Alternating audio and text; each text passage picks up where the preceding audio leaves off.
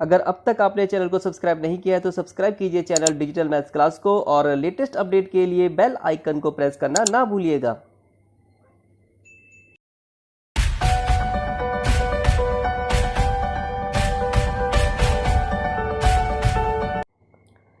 Dear students, स्वागत है आप सभी का आज की क्लास में। चैप्टर 5 कॉन्टिन्यूटी एंड डिफरेंशिएबिलिटी में आज हम स्टडी करेंगे derivatives of functions in parametric forms, फलनों के प्राचलिक रूपों के अवकलज। तो पहले तो हमें समझना होगा पैरामेट्रिक फॉर्म का मतलब क्या है। ठीक है, प्राचलिक रूप क्या होता है ये। तो अभी तक हमने जो डिफरेंशिएशन किया है वह उसमें जो फंक्शन होता है वो इस फॉर्म में होता है y equal to F of X. ठीक है, और इस फॉर्म में होने का मतलब होता है y को x के टर्म में एक्सप्रेस किया जा सकता है, और इस तरह के फंक्शन को कहते हैं एक्सप्लिसिट फंक्शन। एक्सप्लिसिट फंक्शन, स्पष्ट फलन, स्पष्ट फलन। ठीक है, और साथ ही साथ हमने ऐसे फंक्शंस का भी डिफरेंशिएशन किया जिसमें y को x के टर्म में या तो नहीं लिखा जा सकता है, या अगर लिखा भी जा सकता है तो वो कॉम्प्लेक्स फॉर्म में होगा, और फिर उसका डिफरेंशिएशन भी कॉम्प्लिकेटेड होता है। ठीक है, एग्जांपल देके बताता हूँ। इस तरह का function 2x plus 3y is equal to sine y। इसमें हम y को x के टर्म में एक्सप्रेस नहीं कर सकते। ठीक है, तो इस तरह के फंक्शन को कहते हैं इम्प्लिसिट फंक्शन। इम्प्लिसिट फंक्शन, अस्पष्ट फलन, अस्पष्ट फलन। तो ये दोनों ही तरह के फंक्शन, चाहे एक्सप्लिसिट फंक्शन हो या इम्प्लिसिट फंक्शन हो, दोनों ही तरह के फंक्शन में x और y के बीच में डायरेक्ट रिलेशन होता है। अब हम ऐसे फंक्शंस का डिफरेंशिएशन करेंगे जिसमें x और y के बीच में डायरेक्ट रिलेशन नहीं होगा, बल्कि x और y अलग अलग किसी तीसरे वेरिएबल पे डिफाइंड होंगे, या ये कह सकते हैं कि x और y अलग अलग फंक्शन होंगे किसी तीसरे वेरिएबल के, और इस तरीके से उनके बीच में इनडायरेक्ट रिलेशन होगा।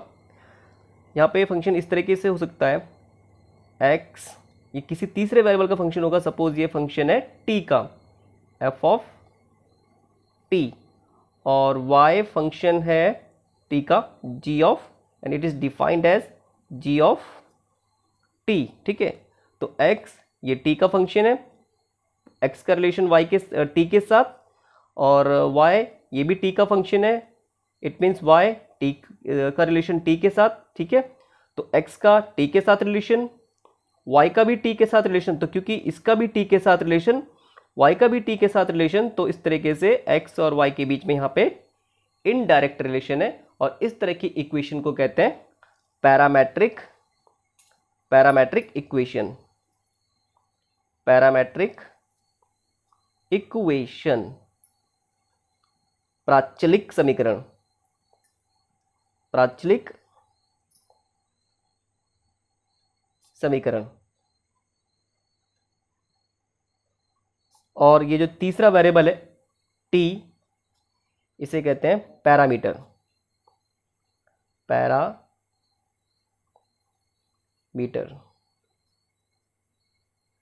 पैरामीटर। ठीक है, प्राचल।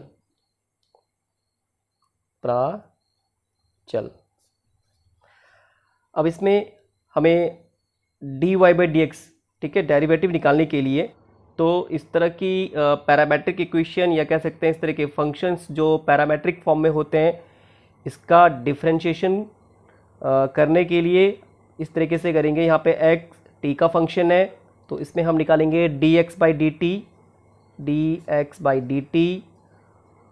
y t का फंक्शन है, तो इसको भी डिफरेंशिएट कर देंगे with respect to t, dy by dt ठीक है। और d y by d x, d y by d x, d y by d x निकालने के लिए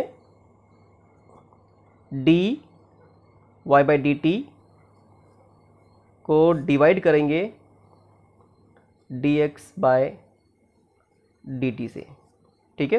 d y by d t upon d x by d t equal to d y by d x. तो इस तरीके से हम इसका differentiation करके d y by d x निकाल सकते हैं, ठीक है। तो बहुत आसानी से आप इसे कर लेंगे, ठीक है। तो शुरू करते हैं एक्सरसाइज 5.6। शुरू करते हैं एक्सरसाइज 5.6। सबसे पहले देखते हैं question number 1, d y by d x निकालना है। फंक्शन यहाँ हमें गिवन है x equal to 2at square और y is equal to at⁴। तो x और y के बीच में डायरेक्ट रिलेशन नहीं है, x का रिलेशन t के साथ, ठीक है। यहाँ पे x t का फंक्शन है 2at स्क्वायर और y का t के साथ रिलेशन, y यहाँ पे t का फंक्शन है, y यहाँ पे डिफाइंड है y is equal to at⁴। तो x का t के साथ रिलेशन, y का भी t के साथ रिलेशन, तो इस तरीके से y और x के बीच में इनडायरेक्ट रिलेशन है और हमें d y by d x निकालना है, ठीक है। तो पहले यहाँ पे ये वाला फंक्शन ले लेता हूँ, x is equal to 2at square, x t का फंक्शन है तो डिफरेंशिएट कर देंगे इसे with respect to t, differentiating with respect to t on both side, dx by dt। 2 constant है, a भी कांस्टेंट है, इसे मैंने पहले दिया 2a d by d t t square, d x by d t, d x by d t is equal to 2a t square का t के respect में डेरिवेटिव 2t, ठीक है। तो ये क्या 4at, ठीक है। अब दूसरा वाला फंक्शन लेते हैं, y is equal to a t⁴। y t का फंक्शन है, डिफरेंशिएट कर देंगे with respect to t, differentiating with respect to t on both side, तो ये d y by d t, a constant है इसे पहले लिख देंगे, ठीक है, D by d T t⁴, t⁴ का डेरिवेटिव होता है 4t⁻3, ठीक है। तो ये 4at⁻3, ठीक है।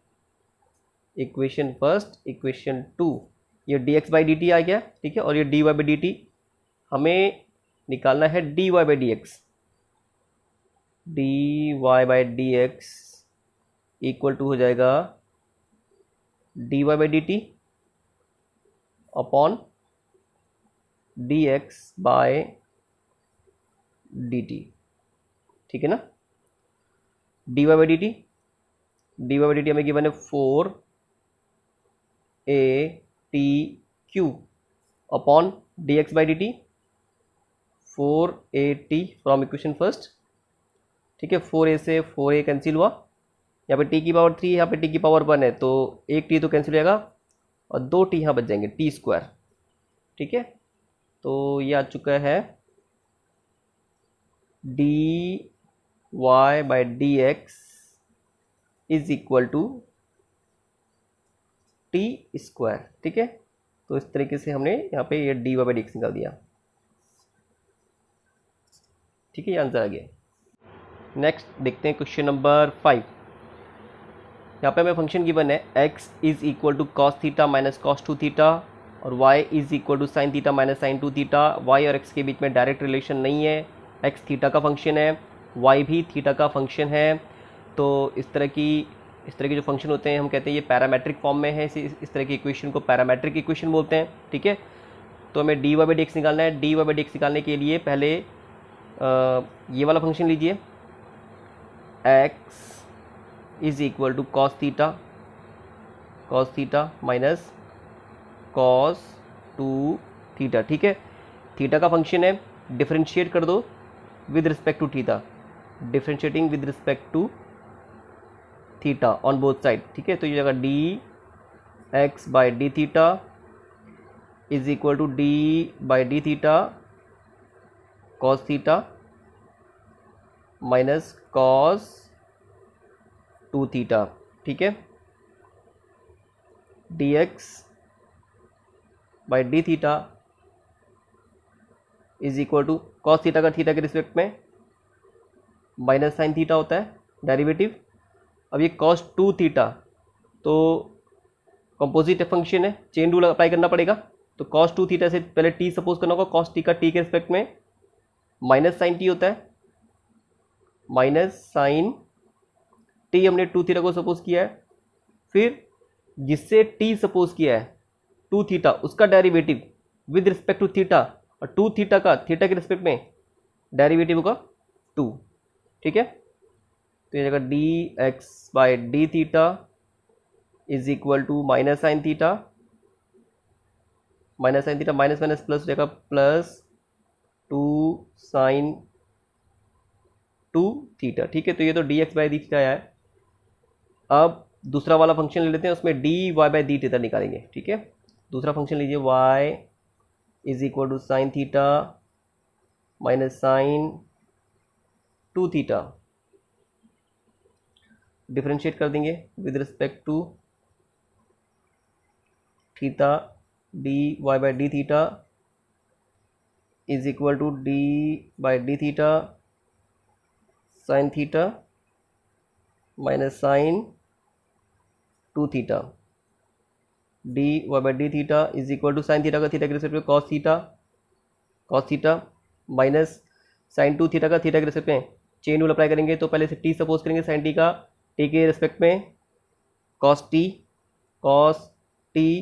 फिर जिसको टी सपोज किया था 2 थीटा, थीटा के रिस्पेक्ट में, ठीक है, इसका 2 होगा, ठीक है। तो ये आ गया d y by d theta is equal to cos theta minus 2 cos 2 theta, ठीक है।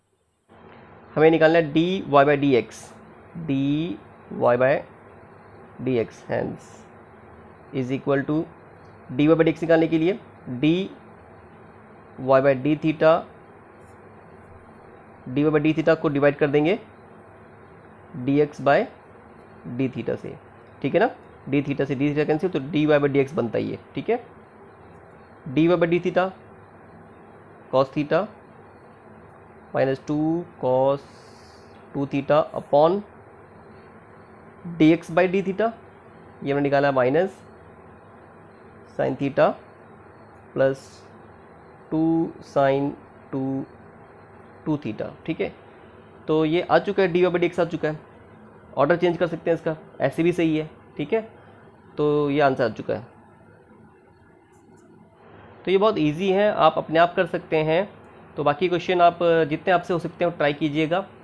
कुछ क्वेश्चन है जो मैं बताऊंगा आपको, ठीक है, तो वो हम करेंगे कल की क्लास में। आज के लिए इतना काफ़ी है, और कोई अगर डाउट हो तो आप कमेंट बॉक्स में ज़रूर पूछिएगा।